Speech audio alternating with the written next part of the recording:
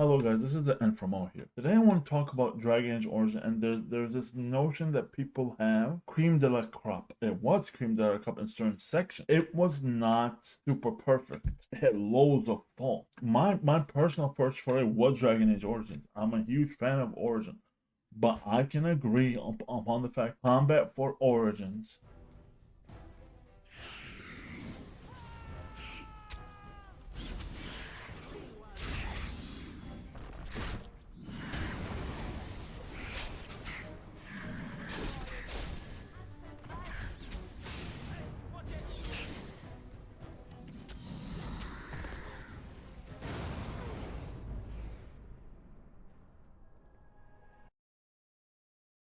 was bad. The mechanics of Origin was bad. People are assuming Dragon Age Origin didn't have issues. Dragon Age Origin had a huge amount of issues. We're gonna start off with good parts because there's a lot of bad segments where I believe that people are forgetting. It had good features and mechanic, the interactivity between the story. If it worked correctly, you do something, your party members will react, your party members will de-react. It causes you to lose party members. It causes you to lose everybody. The way you get subclasses either by companion, fill up your companion bars or certain sections. One big note is the Earn a Sacred Ashes, where you can kill the Liliana and get the Reaper quest. The secret gear to find with the statues in the Mage Tower with Forest of Arlathan. You can find hidden quests there. Enchantment? Enchantment! Enchantment?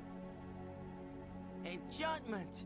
There's persuasion checks, have loads of good features and ideas. Like Dragon Age Origins did a lot of good. David Gator did a lot of good. Before I enter this, I want to make sure it has nothing to do with being woke. The game was woke from Origins, the so-called woke. It had gay characters, lesbian characters, spy characters. It had by in Dragon Age Origins. You can visit a brothel in Dragon Age. You can visit. It had male characters, it had female characters, and it had trans characters where you can have sexual intercourse with. It's nothing about being woke. The game has been woke from the beginning. That's not the problem. The game was so-called woke from the very beginning. This is not the issue. This is not, oh no, it's been like that from the beginning. People are forgetting that. It's been like that. Welcome back. What can I... Here they are. Aren't they beautiful? Remember, 30 silver up front. Go ahead and choose then.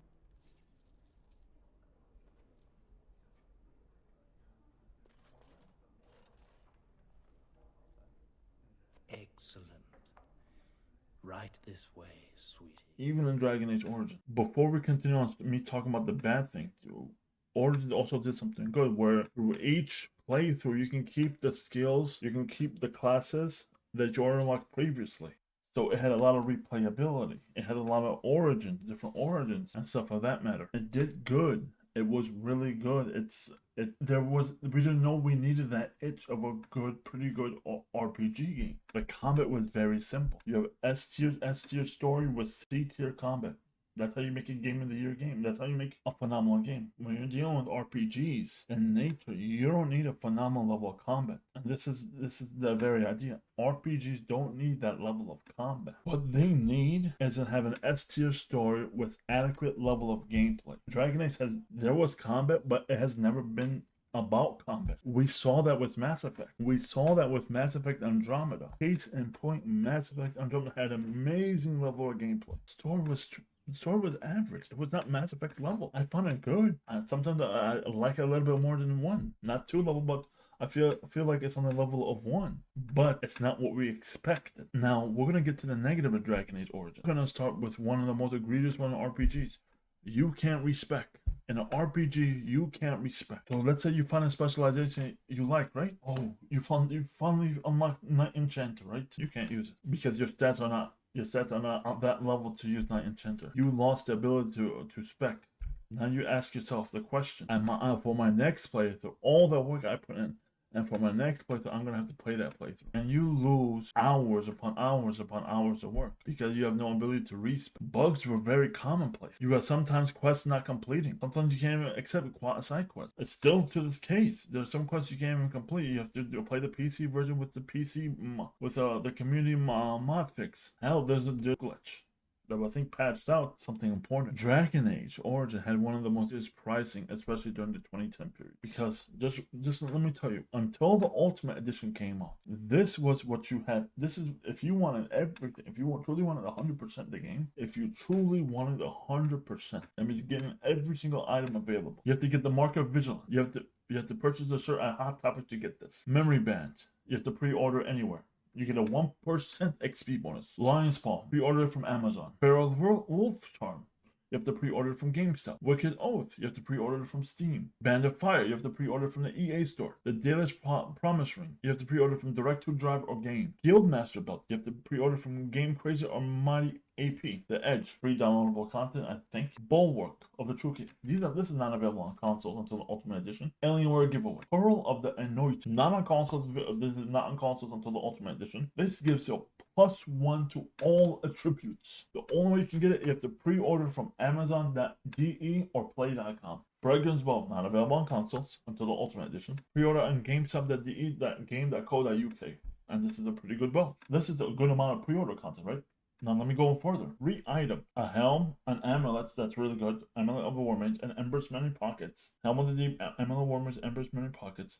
That you can only get by playing and completing some Challenge Dragon Age journeys or making a Bioware social account. Let me go even further. For the base game's Collector's Edition, add exclusive content as well. So you have to understand. You have the Grimmer of the Frozen Wastes and the Collector. They get the reader 3 attribute points, Bergen's Honor, and Final Reason. The Blood Dragon armor, which can be used in Mass Effect 2 during that time when you purchase a new copy of Dragon. This is for all the pre-order. You have so many spots. People don't understand because they're blinded by nostalgia, that the fuckery that this game had. The fuckery that this game had.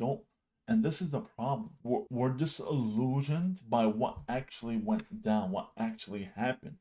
And that's the issue. We are disillusioned by it. Now, that's not even the most egregious part. I'm going to tell you the most egregious part. It's the premium DLC, the DLC you pay for. The Stone Prisoner DLC, right? The DLC with Shell. If you bought a used copy, or if your code expired or whatever, right? Your code didn't work, right? And it's usually if you bought it after the fact, right? It's only going to work for a certain period of time, whatever. Was originally free with a copy of the game, but if it was not free, it cost $15, and at max you only get 2 to 3 hours of content. 15. They consider the Shell this year a companion, a new companion. $15. In today's market, that $15 is actually $21. So imagine $21 for a companion. If you bought a used or something, $21, not 5, not 6, 21. Or $15 in that period of time. Return to Ostagar was $5, $7.20 in today's, right? And at 1 to 2 hours of content, it's pretty emotional content. You find out, you add some more, but it's only 1 to 2 hours of content. Liliana Song, $7, $10 today. Which add another 1 to 2 hours of content. You see where I'm going with this, right? Darkspawn Chronicle with $5, $7 to $20 today, which added 1 to 2 hours of content. The Golden of Amgarok was $5, $7, which had another 1 to 2 hours of content. Warner's Keep was $7, $10 today, added 1 to 2 hours of content, and was the only way to use the meteorite from the Superman Easter egg event to craft the ultimate weapon. That was the only way. So you had to buy a DLC to use it, which is going to cost you $10. $10 today, $7 then. Now, I'm going to talk about the Feast Day combo. $3, but $4.30 today, right? And it was pretty much items that you can fastly increase or decrease, and it was basically like troll items. Like you can give sense, like a unicorn, a rainbow sword, or stuff like that, right? It was mostly Easter egg item, but it could break the game. It literally could break the game because you can dupe them and keep buying them over and over again. Witch Hunt was the final DLC. The game cost $7, $10 today. It served the final DLC epilogue and had 1 to 2 hours worth of content. Now these separately, these are $39 for all those parts. So together, all those small parts cost you almost the cost of the game. Or you just paid $40 by those DLCs during that period. You just paid $40, almost the cost of the game, for 12 to 15 hours worth of content. So by piecemealing, because it gave us less hours of content at the end. Now let's go to where the problem. Dragon Age Awakening, the expansion was $40. Then that $56, right? $57 in today's market. Now imagine, and added by completion center, it added 22 hours worth of content. Good content, but 22 hours worth. It was quote unquote an expansion. It was, and everybody said that was too expensive. Most people assume it was 20, maybe 30.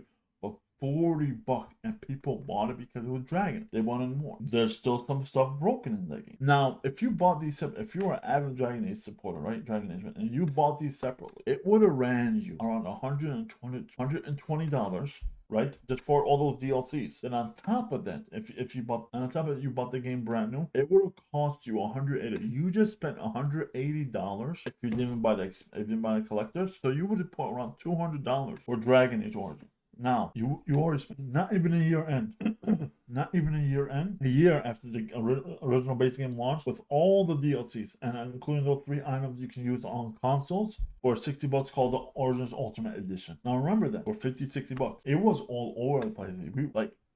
It was expensive. It was so many DLCs, and we started moving toward more bulk, more centered content. And here's the icing on the cake. In the base game, you better make sure you have a save file at the end. You better make sure you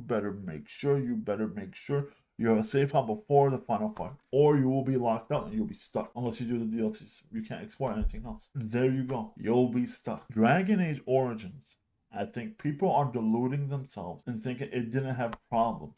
It did have problems. It had major problems. It had major problem from how much you spent on the game. And I think this is what I want to focus on.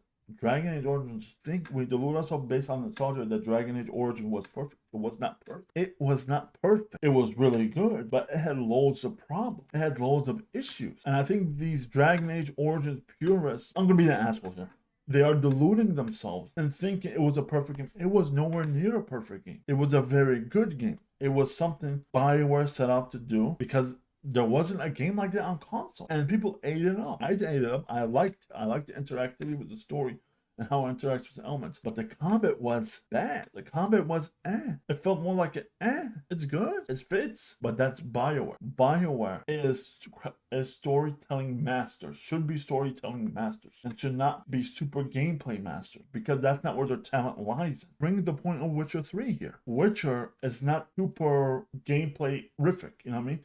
The gameplay is not top of the top. It fits. It feels good for what it is. But if you're going to sit here and say Witcher 3 had really good gameplay, the gameplay is good, the gameplay is 100%. If you remove the story and leave the gameplay, no. Witcher 3 has adequate levels of gameplay, just as Dragon Age Origins, Dragon Age 2, Dragon Age 3, Dragon Age Inquisition, and it fits the narrative. And this is one of the things that's different about RPGs. Games like BioWare's games tell you the story via cutscene, cinematic, and in your face. And I feel that at the end of the day, I wanted to say this because there are too many Origin purists that don't understand how the market works. The main reason why they shifted from a CRPG to an action RPG was the market wanted, during that period, wanted more action RPG. It was the trend. The goal of a game, the goal of a sequel, is to get more and more people to play it. And it is an action RPG. All they had to do is hit the origin story elements for Dreadwolf. The way it's going to be successful has nothing to do with the art style. Has pretty much nothing to do with direction. We saw that in Andromeda. They had pretty good, decent graphics, pretty good, damn good gameplay, but not adequate story, and it failed because those type of RPGs need story, need a story so well crafted, and that's the problem. It needs a well crafted story. So for BioWare type of RPGs, it needs to be story, gameplay. Story for them is king, then gameplay, and that's the truth. You cannot like it. You cannot like what I'm saying. You can be an OG purist, but at the end of the day, I know I'm right. If they can hit a really good story, that's all that matters. Or it's gonna happen. It's gonna be another Andromeda. It's gonna sell well, but people are not gonna attach themselves to it.